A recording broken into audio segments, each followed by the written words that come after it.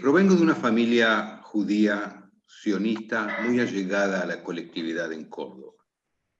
Mis padres fueron entre los socios fundadores de Hebraica Maccabi de Córdoba. Tengo el carnet número 6 de mi papá. Siempre fue muy allegado a la Keilah, y eventualmente en 1970 aproximadamente fue designado presidente de la DAIA filial Córdoba. Cuando yo tenía 12 años, mi hermana Ruti tenía 9 años, nació la Benjamín de la familia, Alejandra. Alejandra pronto se distinguió por ser una niña muy pícara, muy inteligente.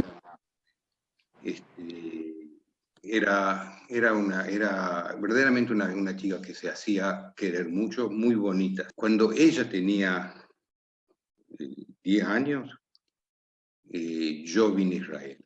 Hice Aliyá, y mi hermana aproximadamente en el mismo momento. Yo vine a estudiar a Jerusalén, mi hermana fue a un kibutz al norte. 2 años después vino a visitarnos Alejandra. Siempre fue inteligente, ella fue abanderada del colegio israelita en Córdoba. Ella fue muy aceptada por todos los compañeros, era muy querida. Y socialmente era muy destacada. Estuvo unas semanas con nosotros y luego se fue. Fue, por supuesto, la última vez que yo la vi a ella.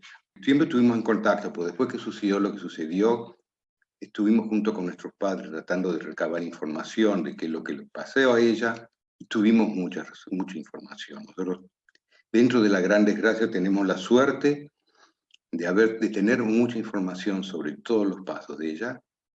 Y aparte, hace unos 6, 7 años, mi hermana Ruti y yo viajamos a Argentina y fuimos a revivir, a tratar de sacar de lo que no habíamos vivido con Alejandra, de tratar de enterarnos de cómo fue sus pasos desde que, digamos, volvió de Israel hasta que pasó lo que pasó. Alejandra militaba en un movimiento, en el comité, no sé si todavía existe, pero se interesó mucho sobre el sufrimiento humano, le importaba el prójimo. Empezó a militar en un movimiento sionista, socialista, en Argentina, que existía, así se llamaba, y luego se pasó a la juventud guevarista. En la juventud guevarista llegó rápidamente a tener posiciones importantes. Y en un momento dado empezó a pensar de que estando viviendo en casa ella ponía en peligro a los familiares de ella, a mi padre y mi madre, los que estaban en Argentina, y pasa a vivir en la clandestinidad.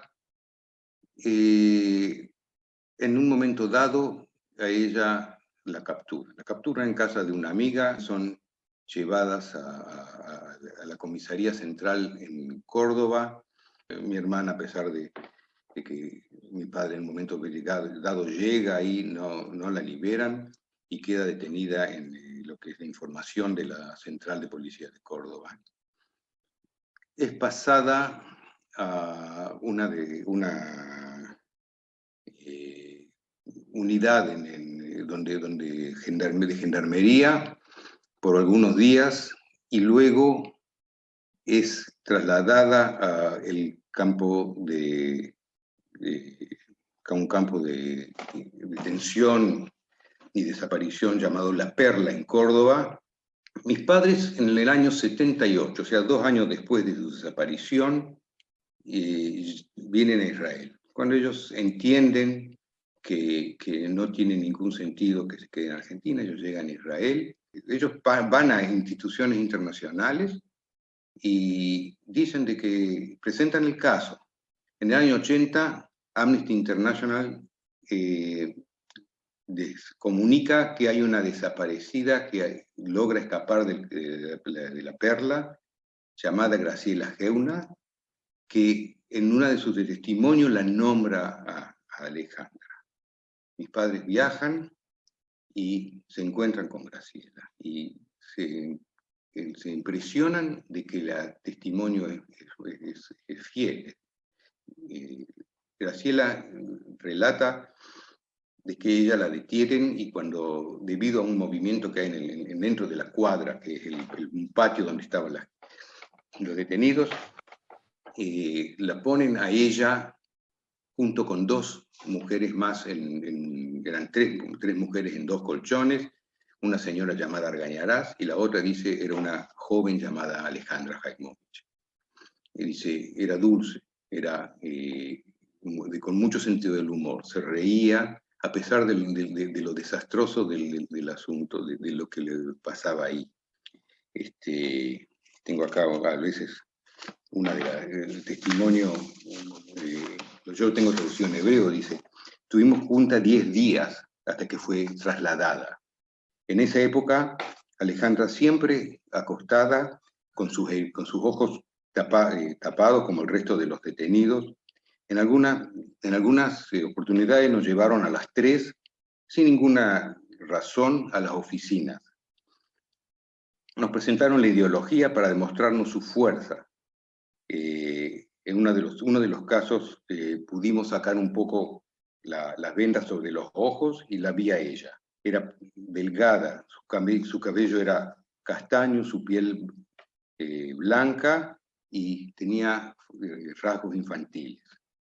Toda la conversación fue sobre los judíos.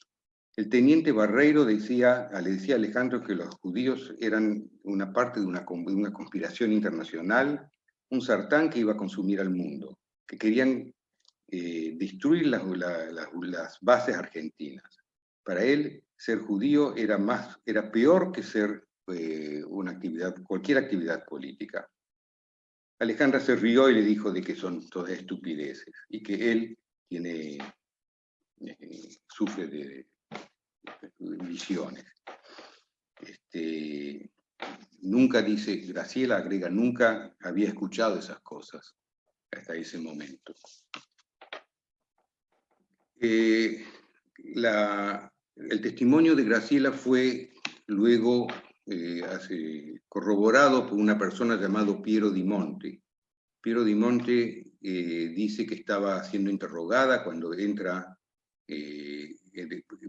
o introducen a la pieza una nueva prisionera, dice, la nueva prisionera empieza a hablar, dice que se llama Alejandra Jaimovich, cuenta de lo que le pasó, cuenta de paso de que estuvo en la unidad de gendarmería y que ahí fue vejada por los gendarmes. Hay otros testimonios más, uno de los cuales es de una mujer llamada Ana Mianovich. Ana, que fue prisionera junto con la Perla, dice en su relato, era hermosa por dentro y por fuera. A pesar de lo que vivíamos, era alegre, capaz de reír, bromear, expresar afecto. Estas impresiones de su dulzura, de su frescura, me han quedado grabadas para siempre. Tenía una profunda fortaleza interior que se traducía en una gran serenidad. Tenía algo de pájaro frágil y fuerte, capaz de volar por encima del infierno. Esto es el testimonio de Ana Mianovich. Ana, debo decir, de la Perla hay alrededor de 17 o 20 sobrevivientes de 3.000 personas que pasaron por ahí. Eso es todo lo que hay. No hay ninguno judío. Ana el padre era judío, la madre no, y los militares decidieron de que al tener su madre que no era judía, ella no era judía. Posiblemente eso fue lo que la salvó. Tengo también, si quiero, un poco de relatar de ella, el testimonio de Nora Moyano. Nora Moyano es la niña con la cual fue detenida Alejandra. Dice, me cuesta mucho, pero ante usted, Elena es mi mamá, la mamá de la Chicata era el sobrenombre que ella tenía, tengo que abrir mi corazón, porque en él, además del dolor, Había también la ternura que nos dimos a manos llenas, cada vez que nos decíamos compañera o hermanita, cada vez que compartíamos una carcajada o una sonrisa. Yo también me acuerdo de su forma de reír. Era una risa muy alegre, muy contagiosa. Las palabras de la chicata estaban impregnadas de un gran idealismo, de sueños que parecían alcanzables. Elena, con tanta juventud y tanta energía, nos parecía fácil cambiar el mundo y construir uno mejor. Empezamos a crear ese hombre nuevo dentro de cada uno de nosotros y a compartirlo entre nosotros. Nos sentíamos como arañitas que tejían una gran red de amor para defender ese niño chiquito que era un ser humano mejor, más justo, más puro, más solidario. A pesar de que tuvo muy poco tiempo en La Perla, luego fue trasladada. Trasladada es ¿cómo es un eufemismo? O es una forma de decir, fue llevada a la muerte, fusilada. Fue muy notoria, mucha gente la llama, o sea, tuvimos la suerte de que mucha gente nos contó sobre ella. Es más, estando en Argentina, se me acerca una mujer y dice, yo estoy contactada con, yo quiero seguir los pasos de una señora que se llama Argañarás, dice, y para poder hacerlo, dice, yo me baso en tu hermana, porque tu hermana, todo el mundo se acuerda de ella, todo el mundo que la vio sabe quién era y te va a escribir, dice, mientras que la persona que yo estoy siguiendo era mucho menos notoria.